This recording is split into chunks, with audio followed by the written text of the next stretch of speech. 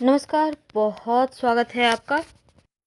देवगुरु बृहस्पति का 22 अप्रैल को मेष राशि में प्रवेश हो गया है और 1 मई 2024 तक मेष राशि में ही गुरु रहेंगे। 30 अक्टूबर तक राहु और गुरु एक साथ बैठकर गुरु चांडाल योग बनाएंगे, लेकिन देवगुरु बृहस्पति 1 मई 2024 तक मेष में रहेंगे और जब तक बृहस्पति देव मेष में हैं, शनिदेव की सीधी दृष्टि उन पर रहेगी, तीसरी दृष्टि। तो शनिदेव की दृष्टि जब गुरु और राहु पर पड़ेगा, तब आपके लाइफ पर इसका क्या प्रभाव पड़ेगा, आज हम यही विस्तार से बताएंगे। देखिए, देवगुरु बृहस्पति को 9 ग्रहों में सबसे ज़्यादा शुभ और पवित्र माना जाता है। गुरु हमारी शिक्षा, धन, विवाह, संतान, दाम्पत्य जीवन के कारक हैं और देवगुरु ज्ञान, धर्म, दर्शन के भी कारक है। उत्तम फलों को देने वाले, परिवार, समाज, हर क्षेत्र में यह सम्मान दिलाने वाले ग्रह हैं। तो देवगुरु महिलाओं के विवाह के कारक भी हैं। अब पद प्रतिष्ठा की प्राप्ति भी देवगुरु की कृपा से ही होती है और देवगुरु की कृपा से मल्टीनेशनल कंपनी में या फिर किसी भी बड़े कंपनी में बड़े पद तक पहुंच जाते हैं।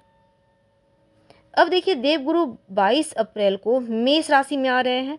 यह उनके मित्र मंगल की मूल त्रिकोण राशि है और देवगुरु 30 अक्टूबर तक राहु के साथ युति करेंगे, चांडाल योग का निर्माण करेंगे।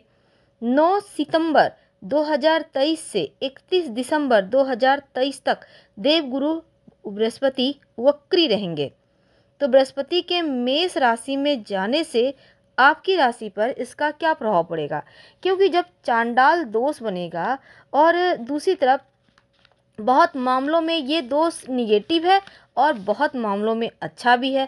राहु बृहस्पति मिलकर जो चांडाल दोष बनाएंगे, शनि कुंभ में बैठे हैं, गुरु राहु को देख रहे हैं, तो बृहस्पति देव जो हैं वो शनि राहु के पाप, दोनों जो पाप ग्रह हैं उनके पाप प्रभाव में आ चुके हैं।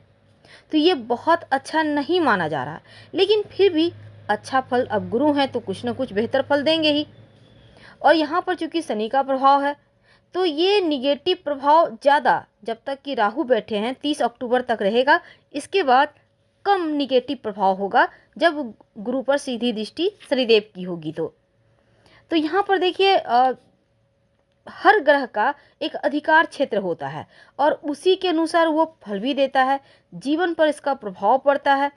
तो किन चीज़ों पर ज़्यादा असर रहेगा? बृहस्पति खासकर महिलाओं के विवाह के कारक है और यहाँ पर गुरु विवाह के योग बनाते हैं, संतान के योग भी बनाते हैं, स्वास्थ्य की स्थिति में भी सुधार लाते हैं और यहाँ तक कि देखिए, खासकर जो जैसे कि शिक्षा के मामलों में बदलाव करेंगे, पढ़ाई लिखाई में बड़ा बदलाव होगा इस समय और खासकर एजुकेशन के मामलों में बृहस्पति, राहु और शनि का संबंध होने से ज़्यादातर परेशानी ही देगा।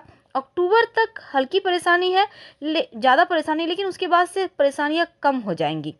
खासकर पेट की, लीवर की समस्या, सर दर्द की समस्या, ये चीज़ें इस योग के कारण ज़्यादा होगी।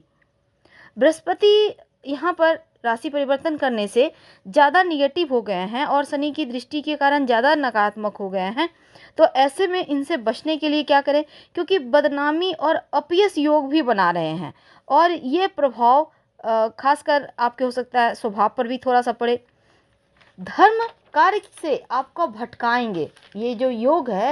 ये इस समय जैसे कि राहु और केतु वायरस भी पैदा करते हैं, खासकर केतु, तो इस समय थोड़ा सा आपको, जैसे कि कोरोना वगैरह का वक्त है, तो थोड़ा संभल के भी रहना होगा।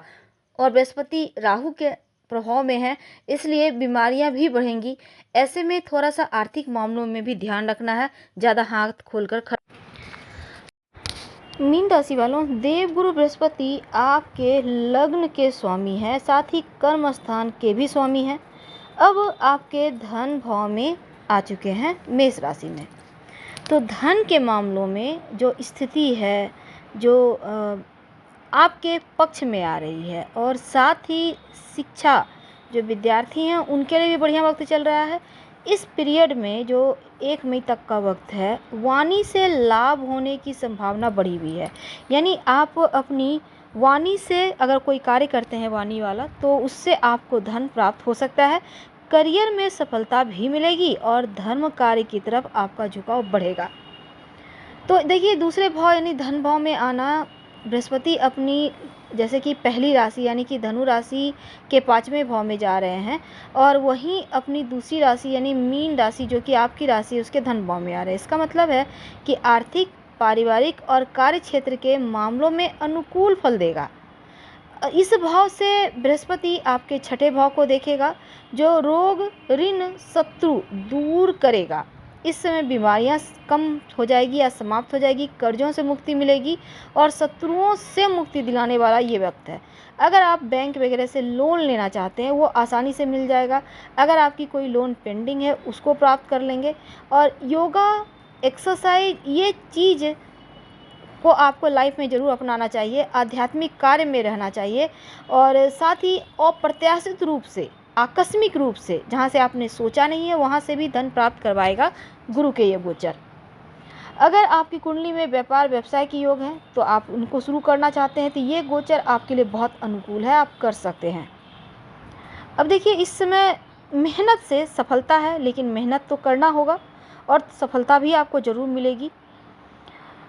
अहंकार ना करें, इस बात का आपको ध्यान रखना है। अगर आप नौकरी करते हैं जॉब में बदलाव का अवसर भी मिलेगा और अगर आप जॉब नहीं बदलना चाह रहे हैं तो प्रमोशन वगैरह हो सकता है।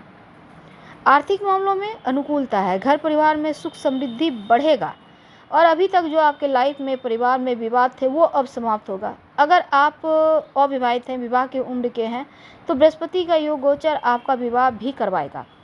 घर परिवार के लोग भी इस मामले में आपका सपोर्ट करेंगे। इस समय संतान प्राप्ति के भी योग बनेंगे, संतान का डेवलपमेंट भी होगा। पुराने विवाद अगर कोई चल रहे हैं, केस मुकदमा वगैरह, तो उससे छुटकारा मिलेगा। सामान्य तौर पर स्वास्थ्य बढ़िया है, हालांकि दूसरे भाव में राहु साथ में है गुरु के और शनि की दृष्टि है, तो खान पान पर बहुत संयम रखना होगा, तभी आपका स्वास्थ्य अच्छा रहेगा। योगा एक्सरसाइज करें और खान पान का ध्यान रखें। अहंकार से बचें, वाणी पर कंट्रोल रखें। साथ ही बेवजह के खर्चे को जरूर रोकिएगा, तभी आप आर्थिक रूप से समृद्ध हो पाएंगे। अब इस समय छोटी मोटी सावधानियां अगर आप बनाते हैं, समझदारी दिखाते हैं, तो ये गोचर आपको बहुत अच्छे परिणाम देने को तैयार है। घर के सामने अगर कोई गड्ढा वगैरह है तो उसको ढकवा दें, नहीं तो फिर यहाँ पर आपका लाइफ में टेंशन बढ़ेगा, इसका ध्यान रखिएगा।